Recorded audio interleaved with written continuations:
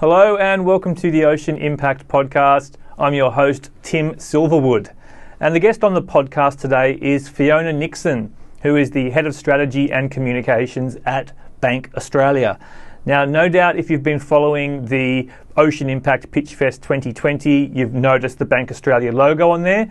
They are the presenting partner for Pitchfest. They're offering up the $15,000 cash prize to the winner. So we thought it was important to dive deep and learn about this unique financial institution. This is not an ad. Of course, Bank Australia are a sponsor of the Ocean Impact Pitchfest, but we just wanted to tell this story because we really believe that purpose-led business is the future. And Bank Australia, they're a B Corp, they're carbon neutral, their values are so aligned with climate action and social justice, and they just are doing great things. So we wanted to tell that story. We talk a little bit in the podcast about the campaign Half Cut, of which I was a half cut participant this year, whereby throughout the month of August, I was raising funds to raise awareness of the fact that 50% of the world's rainforests have been lost. And when it gets to the end of the month, you have to shave off half of your beard or braid half of your hair or wear half a face of makeup to raise funds. The team at Bank Australia raised $150,000 for that campaign this year, which meant that the Half Cut team were able to purchase a beautiful plot of rainforest in the Daintree in far north Queensland that is now going to be provided back to the traditional Aboriginal owners of the land. Pretty awesome campaign. What else to say? It's the final 3 weeks of Pitchfest. We've only got until the 5th of October 2020 to get your applications in, so time is running out. Make sure you tell all those ocean impact innovators and entrepreneurs about the opportunity. We want to see as many applications from around the world as possible. Thanks as always for your support. I hope you enjoy this episode of the Ocean Impact Podcast.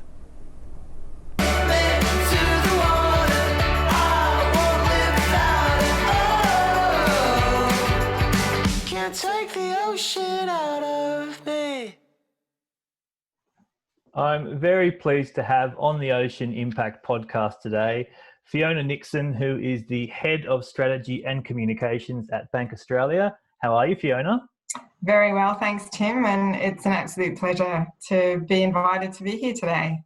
Yeah, well, we're very thankful you're able to make the time as well. I'm excited about this conversation. We've got quite a few points in the discussion to get through, but I thought we'd start where we always like to start with our guests, which is a conversation about you and your relationship with the ocean. Do you want to tell us a little bit about your relationship with the ocean? Yeah, sure, Tim. Look, I'm someone that grew up in Johannesburg in South Africa, which is about 8 hours drive from the nearest ocean. But my father actually grew up in Cape Town and spent his whole childhood swimming in the Atlantic every day. And so, every time we had a holiday, we would pack up the car and head down to the sea. And my brother and I would compete. We knew which hill it was that you could start to see the ocean, and we would, there was big fierce competition for who could see it first. And I think it instilled in us this kind of sense of the ocean being quite, mysterious and magical. And it was a place that we dreamt about in the in-between times. So, my dad made sure that we were really strong swimmers, and he would take us out kind of into, the waves beyond the breakers, and we would hang out there for hours on end, kind of having the time of our lives. So, for me, I guess as an adult, I've always kind of gone back to the ocean for that feeling of, there's that sense of power and majesty of it. And it still makes me excited to go to the beach today. Yeah, it doesn't at all. I mean, I'm exactly the same. It's just such an intoxicating force, and you take me away from it for too long and I don't become the nicest human being. So tell us a little bit about then your role at Bank Australia, the Head of Strategy and Communications, and maybe use that as a platform to tell us a little bit about who Bank Australia is. Sure, no problem. So at Bank Australia, my role is helping the organisation be clear about its strategy and be clear about its purpose, which is, a humbling kind of job to have. the bank is quite a special place, and I worked in not-for-profits and in government for a long time because I really wanted to see something positive happen in the world and see positive change happen. And it was only really when I discovered Bank Australia and this idea of combining business and the kind of imperative of running a business with positive change that everything sort of really clicked for me. The pace of business, the need to make decisions, to act on them and forward your own destiny was something that combined with, let's do something really good for community and the planet is something that motivates me and inspires me every day. Fantastic. So you've been there for about 7 years, is it now? What were you doing? Yeah. You mentioned a little bit of those roles prior. What's it been like being there for 7 years? Look, it's been a fantastic journey at Bank Australia. We've gone from being a really kind of, when I joined, it was a relatively small bank with a very unrecognisable name. And over the last 6 years, I think we've really built up Bank Australia to be what it is today, and to really try and lead on this conversation about the importance of money in banking. So you mentioned there a little bit about the name change. How about we go into a bit of a history of Bank Australia? Give us a little bit of a snapshot of how it's evolved over the decades.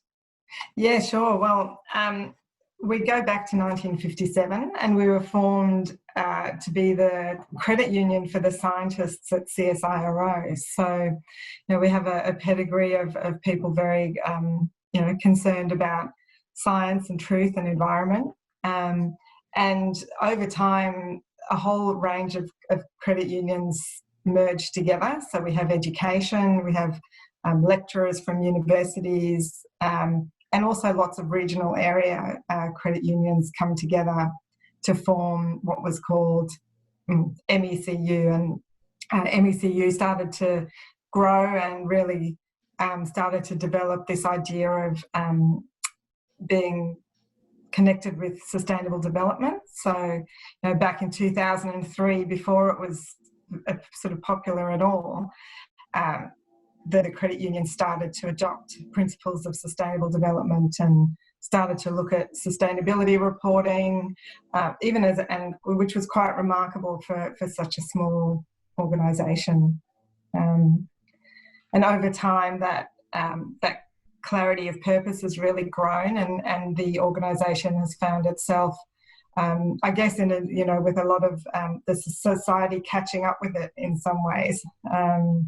And I think it's really been able to tap into, the zeitgeist of people starting to think about themselves as consumers with power, and, to really start to question the role of business. And it was, there was a lot of pedigree already in the organisation by the time we became Bank Australia in 2015. That's exactly why we wanted to have this conversation today, because of that leadership around being a purpose-driven business. So why don't you tell us a little bit about then some of those values that the Bank Australia stands by to this day? Yeah. Well, look, it's really, not a lot of people know about credit unions, and you sort of say credit union and it does have a very stuffy kind of old-fashioned sound about it. No offence to the credit unions around the country doing great work. But, they are really the original crowdfunding platform. It's been a tradition of people coming together, pooling their money to help each other and to help their communities. And the reason why people came together in that way has obviously changed. So, we all forget that post the Second World War, the established banks wouldn't give people a loan for, cars or even white goods that were very expensive at the time. And so credit unions stepped into the gap and created a way of ordinary people supporting each other to improve their lives and to improve the lives of their communities. So Bank Australia has held on to that notion of inspiring and empowering people as really one of our core values. And because we are, now we talk about ourselves as a customer-owned bank, but that value of bringing like-minded people together with a purpose to do something beneficial for themselves, obviously as individuals, but also thinking about positive impact more broadly, is something that we've just tried to reinvent for the current issues facing society and the current issues that our customers are really care about. Which is why we're so involved and really work hard to have a leadership position on climate action, housing unaffordability, and things that people are really, the problems of today rather than, the problems of post-World War II times. Let's talk a little bit then about those, those defined values and how that translates into what you will and won't invest your customers' money in. Sure. So we, as part of that customer ownership, we work hard to try and understand what's important to our customers, as I said. So every couple of years we go out and we ask them very specifically which issues they are concerned about, and also, what do they want the bank to be doing, and how do they see our role in responding. And a couple of years ago, we started to talk to customers about, do you realise that the money that you put with us, we invest in other projects. We lend it to other customers, and some of those customers are individuals, but some of them are organisations and businesses. So it doesn't matter to you where that money, who we lend to and who we provide your money to. And customers definitely did. And so out of that, we've created our responsible banking policy, which for those people who are familiar with some of the superannuation funds who are doing this very well, they have positive and negative screens. So the positive screens are the kinds of industries that they really want to invest in, and then the negative screens are those that they would prefer to avoid. And so we've applied that really great idea to banking and to lending. And the first iteration of our policy included some filters around avoiding fossil fuels, which was a long-standing commitment, but it was formalised in this policy. We also have chosen not to invest in gambling, so industries that generate revenue from gambling, armaments and arms, nuclear weapons in particular, and the live animal export trade and intensive farming, for the reasons that there are quite significant animal welfare, health and also environmental concerns associated with those industries. So those are our negative filters, and instead we have committed to lend our customers money to more positive things. So we do a lot of work at the moment with specialist disability accommodation, trying to provide the funding for individuals, but also organisations who are building purpose-built housing, particularly for young people who, at the moment there are a lot of young people who have to live in aged care facilities because there is nowhere else for them to live, which is, it's a travesty. It's awful. And so we were the first bank to figure out how to actually fund these projects in a way that benefits the organisation and the bank. And we also do a lot of work in affordable housing and housing for women escaping family violence. So it's those kind of more positive and constructive areas that we try and find lending solutions for with our customers' money. It just lends me to have a conversation about sort of conscious consumerism, and I can only hope and imagine that those values and those responsible banking policy points that you discussed then, it must be leading people to actually go, this is the bank I would like to be working with, because there is a rise in people out there, myself included, who label themselves a conscious consumer. I want to know the good, bad, the ugly, the impressive. I want to know where my money goes. I want to know the impact of my consumption. And you've just painted a pretty clear picture there that, when your money is invested with Bank Australia, it is having a positive impact, which I think most people out there really want. Are you seeing a rise in a consumer base that are from this sort of more conscious consumer mindset? Yeah, absolutely. There's no doubt about it, Tim. And I think a lot of the research has been done into younger people's attitudes, but we're definitely seeing a shift in consciousness across the board, from across the board in terms of age, in terms of location. I think some of those stereotypes we have about the hipsters in the inner city are certainly true. There is a growing group of people, young people in inner cities, but we've been attracting lots of new customers from regional centres in Victoria and particularly in Victoria and New South Wales.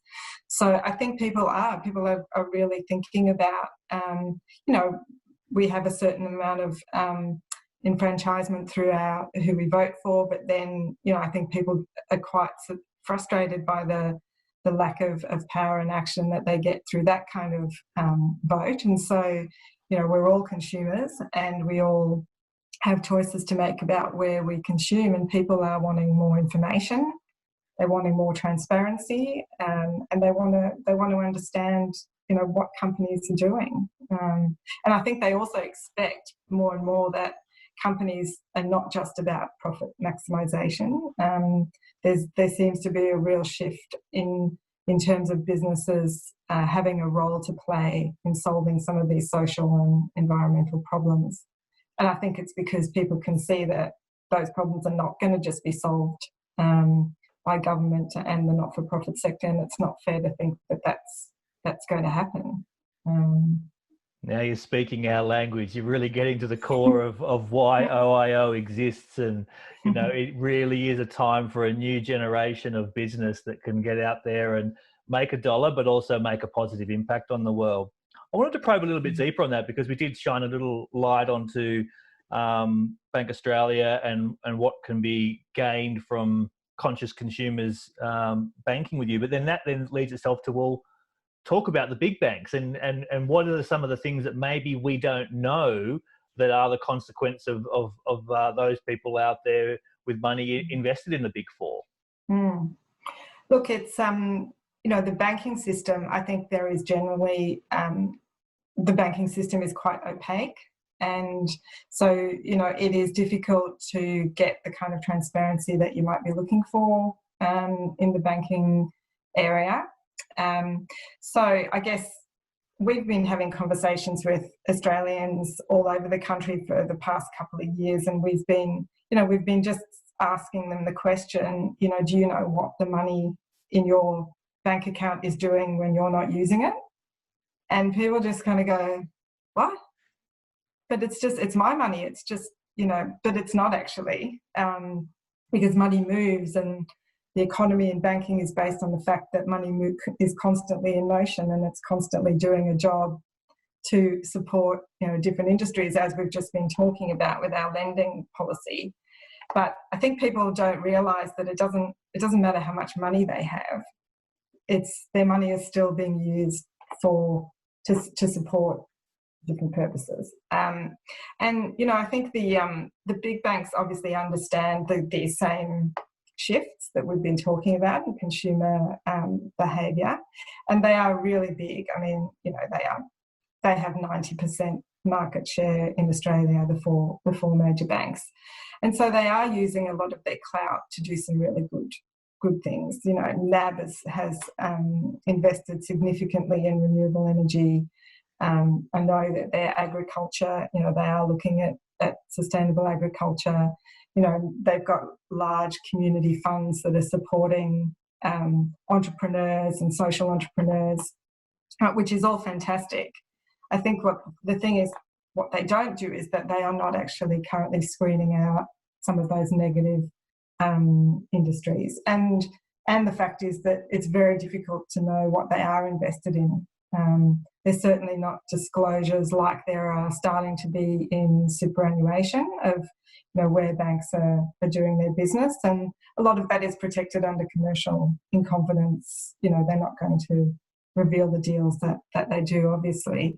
So that sort of sets up a bit of a tension. How do you know? You have to actually ask your bank whether they're invested in it, and or you need to rely on some really amazing independent organisations who are putting work into trying to find out where investments are made. You know, ICANN, who won the Nobel Prize a couple of years ago, has done a lot of work on identifying banks across the world investing in nuclear weapons and nuclear armaments, as an example, and Market Forces has done a similar job on fossil fuel investment.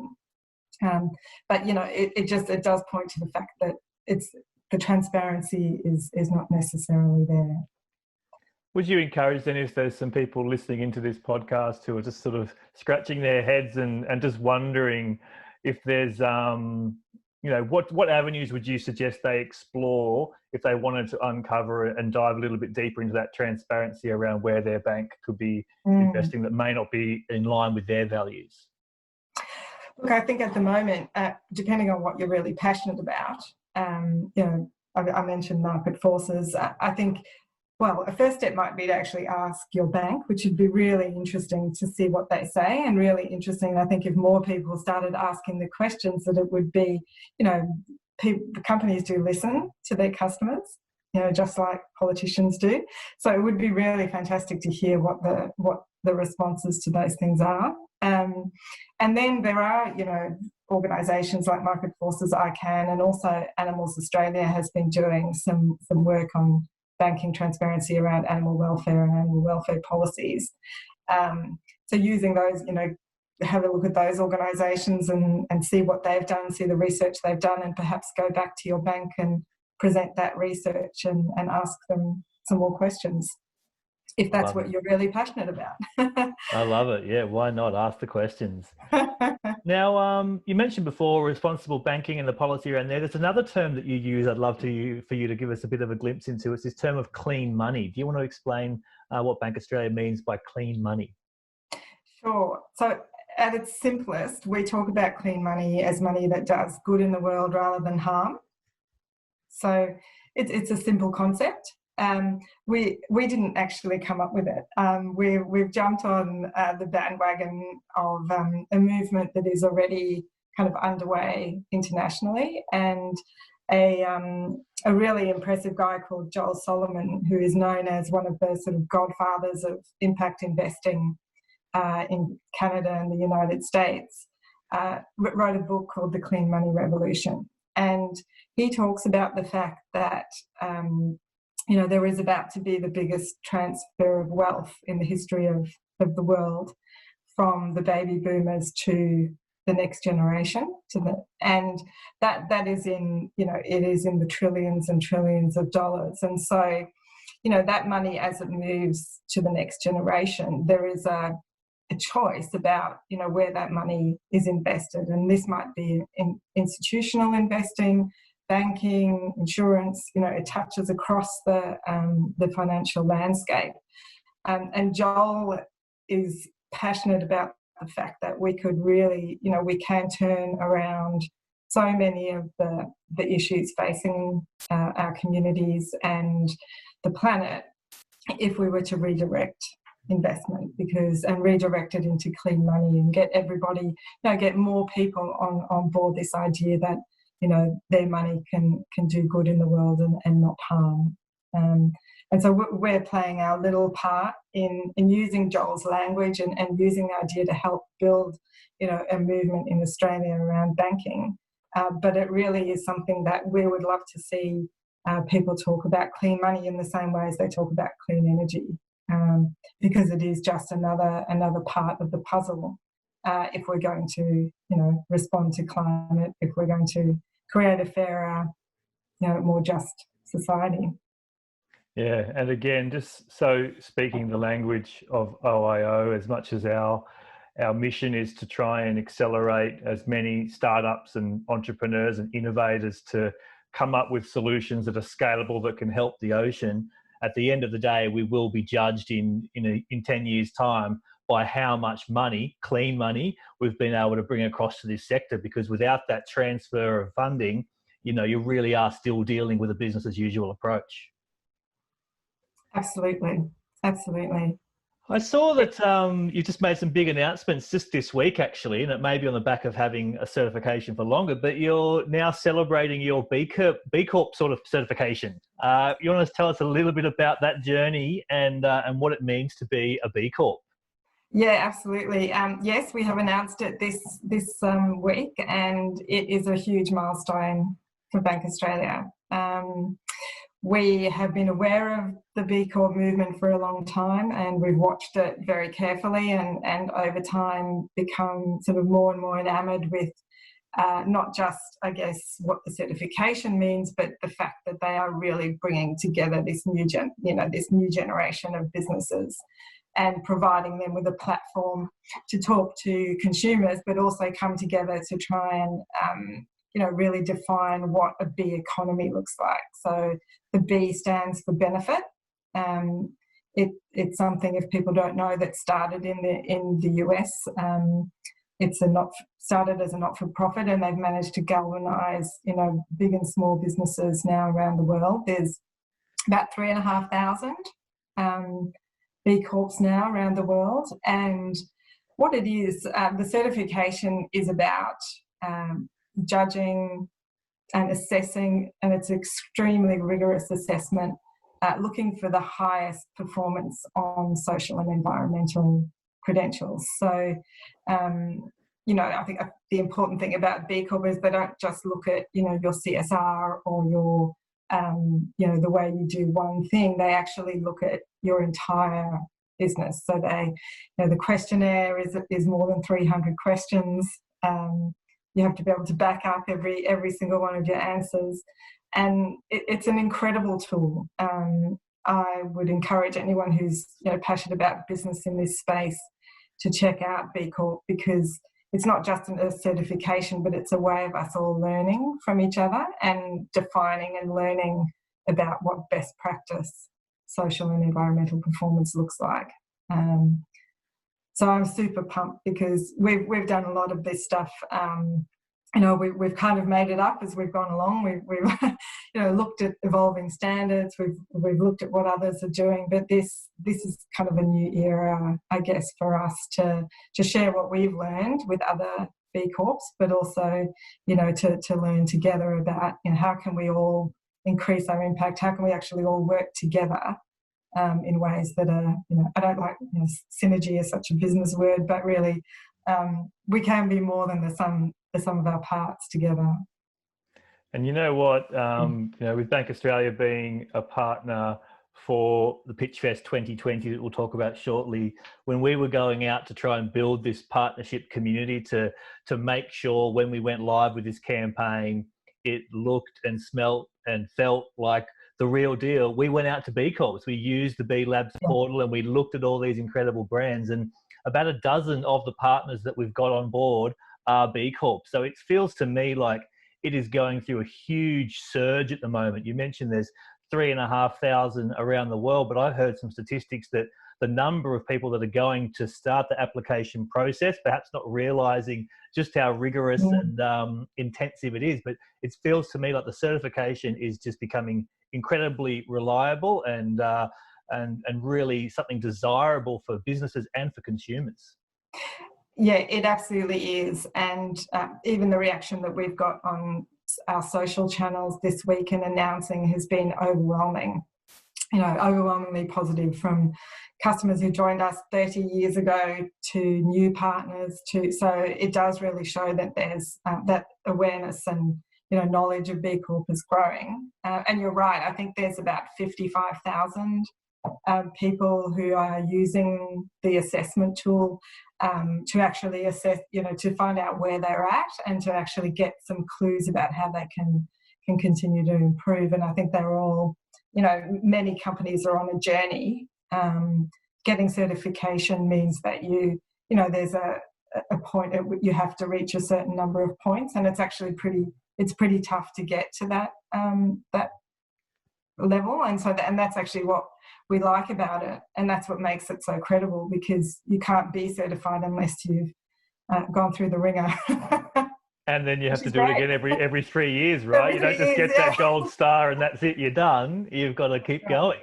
Yeah, And the other thing that we really like about B Corp is that they're raising the bar all the time. So next time we go through, it's going to be even harder.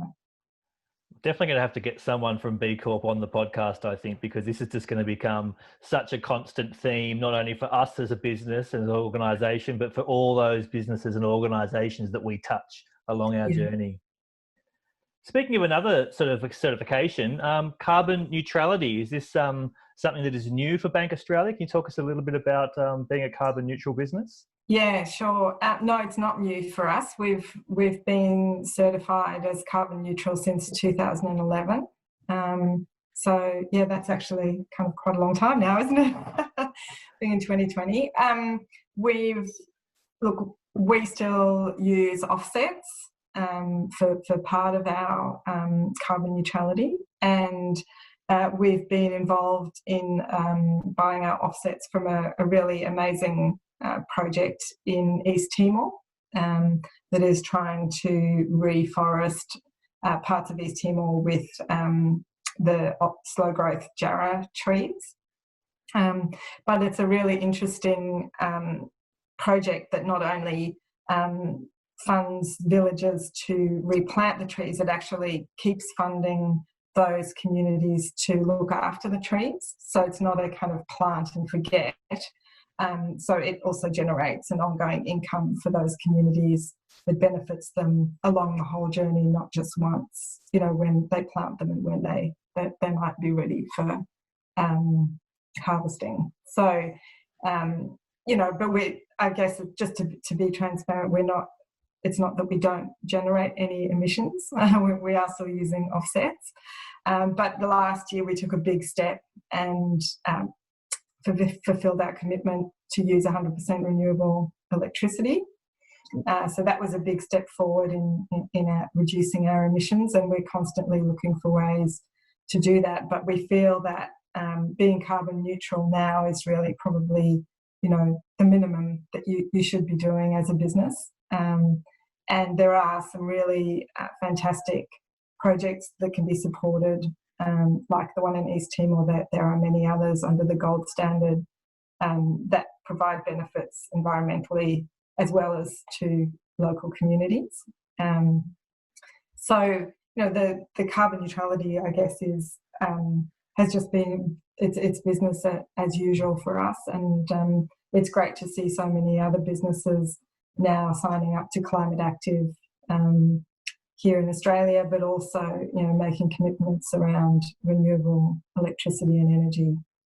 Yeah, definitely. We might even loop back to that question a little bit about this sort of the future economic trends in Australia around renewables. But people listening are probably going, okay, wow, this is like tick, tick, tick for Bank Australia. But I'm gonna take that down take it up a notch again, and sort of talk about some of the the organisations and projects that you support, and one in particular which is active at the moment as we near the end of August. I will be asked to shave off half of my beard to go half cut in order to try and protect the world's forests, of which 50%, half of all forests have been lost. So tell us a little bit about some of the initiatives you support, but maybe start with this one that you've been backing, which is halfcut.org. Yeah, look, halfcut.org is an amazingly innovative conservation idea and organisation. So Jimmy Halfcut, as he's known, he actually has half a beard all year round. And, it is a really powerful symbol for the fact that half of the world's rainforests have been lost. The project that we're supporting at the moment is a crowdfunding project to actually buy a piece of land in the Daintree that is available. So it's available for purchase, and we're trying to help Halfcut raise enough money to purchase that rainforest, protect it in perpetuity, and hand it back to the ownership of the local traditional owners. And have the Aboriginal rangers be responsible for the ongoing protection of that forest. The thing that we love about that so much is that it's not just practical and it's not just important, but it ties all of those things together. The forest, the cultural heritage, and it's doing it in a way that people can actually feel, again, they can feel empowered to do something that has a real and meaningful impact. And the response from our customers has been absolutely amazing. We reached our first target in less than 24 hours of $20,000. And, we're now up to, and I'm going to have to repeat that question because I now have just, it's literally, the team has been updating it every couple of minutes. I think when I looked before, it was already over the $80,000 mark, but it's pretty impressive. This is just what your team has helped to raise, and I think the overall project, it's tracking really well. It ends on the 31st of August, so get in there and donate.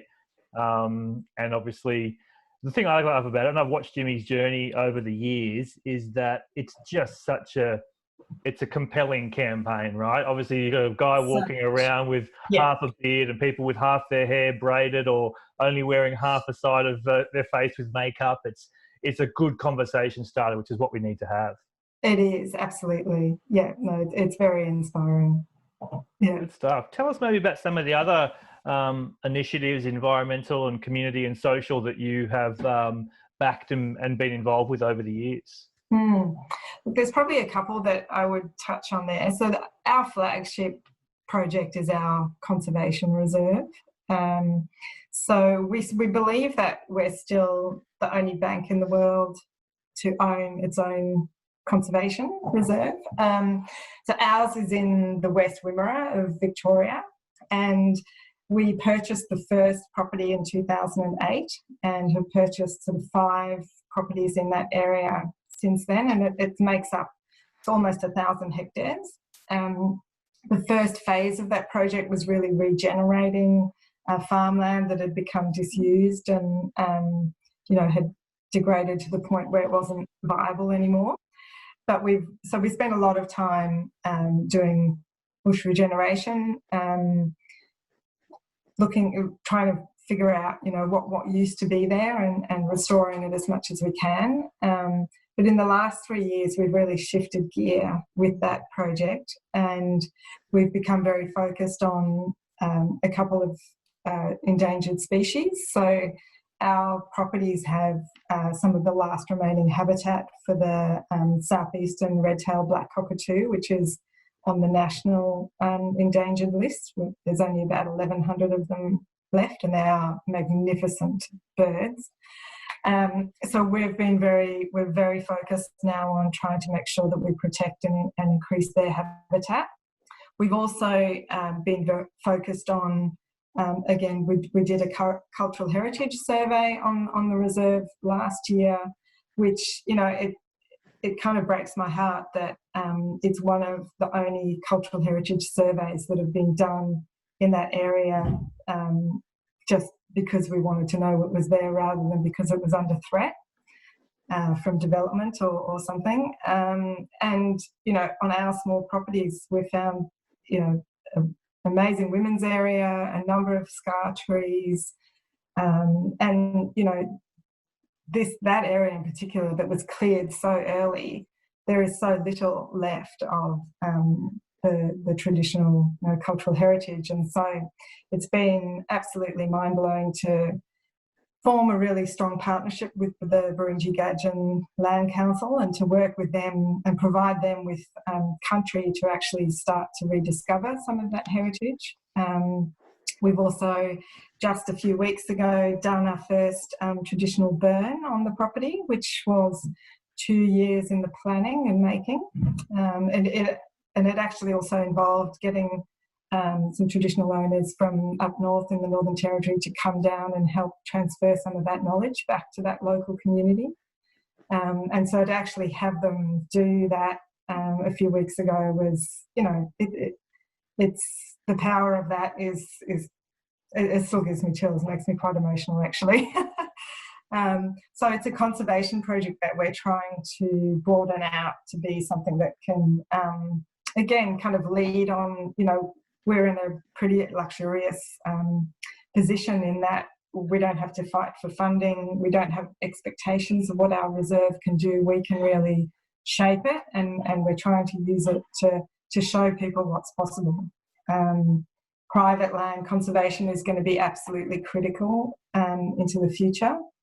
The government is not, it's going to be a big ask for them to protect big tracts of land, and so private land needs to play a big part if we're going to actually protect some of the biodiversity that's left, and also help the ecosystems adapt to climate change.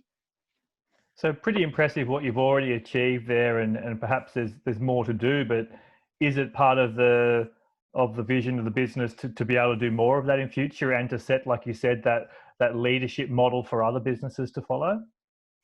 Yeah, it's definitely, Tim. And I think, we, over the past 5 years, we've had a very ambitious growth strategy, and people have sort of said, well, why do you want to grow? It's great that you're small because you're so, it's friendly and small, but we really want to grow. We want to be big, because if we're big, then we can do more. And, the impact that we can have as we grow we think it's exponential. So we're very ambitious about where we want to get to, but it's all guided by this purpose. And so, I would love to be as big as NAB. Can you imagine what we could do if we were that big?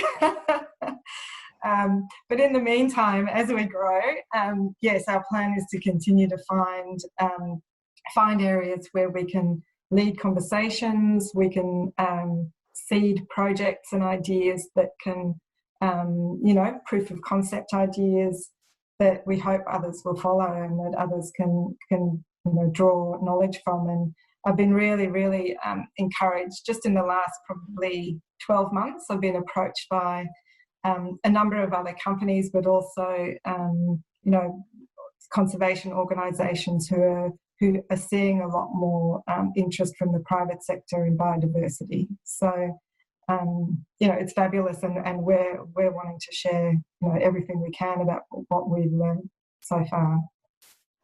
I love it. Well, I'm imagining people coming into this podcast are a little bit about, okay, I saw that Bank Australia were partners of Pitchfest, and I want to know a little bit more about them. If they've made it this far, they've probably got a pretty good understanding of why we wanted to partner with you guys for Pitchfest, but I'm going to turn that on its head and say, why did you want to partner with Ocean Impact Organisation for Pitchfest? Yeah. Do you have a response for me and for those people listening in? Yeah, for sure.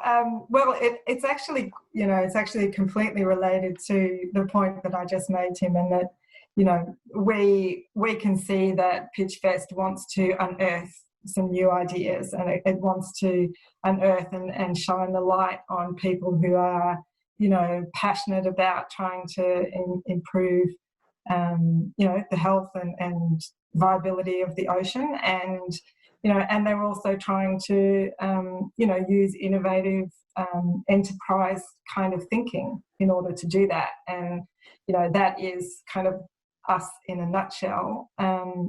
And we have not had a great deal to do with ocean science or ocean conservation, and so for that fact, it was a really, we obviously understand that the ocean is connected to the land as the land is connected to the ocean. So there was that opportunity, and I think also we were really interested in helping use our channels to tell the stories that Pitchfest are going to unearth. We really believe in the power of storytelling. And so supporting you to find those stories and to elevate them and to attract investment into them is a great opportunity. And I really just can't wait to see what comes out of it. Yeah, well, I can give you the sneak peek is that we're only 3 to 4 days into the Pitchfest 6-week application window. But my gosh, the applications are seriously impressive. They're exceeding our expectations, and the ultimate winner and the finalists and runners-up will be announced on the 4th of November 2020, and I think we are going to have a lot of very exciting startups and established businesses to talk about. No, that's brilliant. That's brilliant. I have to say, I was actually, my first kind of insight into all of this was the 2040 documentary. Damon Gamo's 2040 with the kelp farms, and it was an idea that I'd never really come across, and so it's I'm sure there's a million of those ideas out there.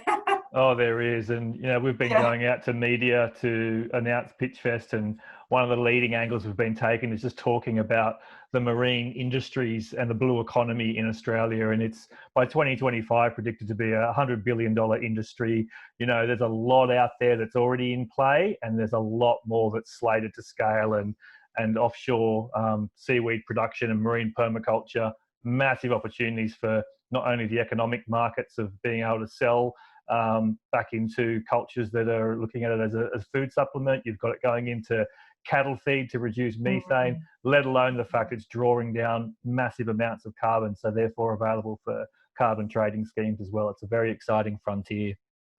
Definitely.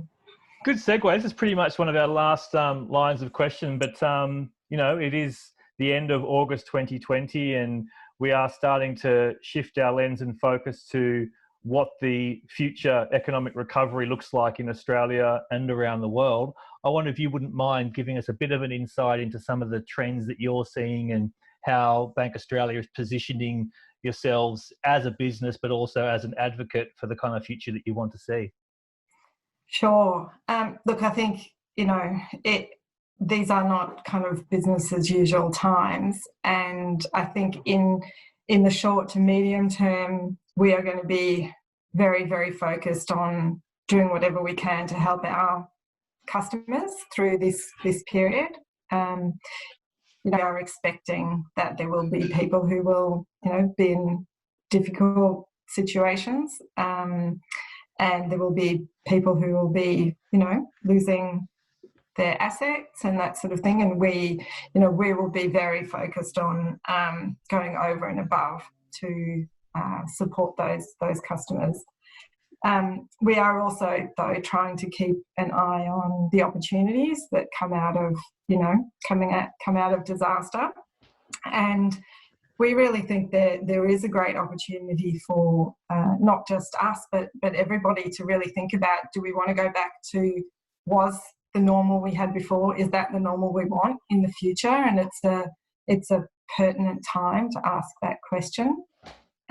We certainly think, and we are in the process of, I guess, developing our own kind of discussion paper about a renewable-led economic recovery, and trying to drive some of the trends that we've seen already happening.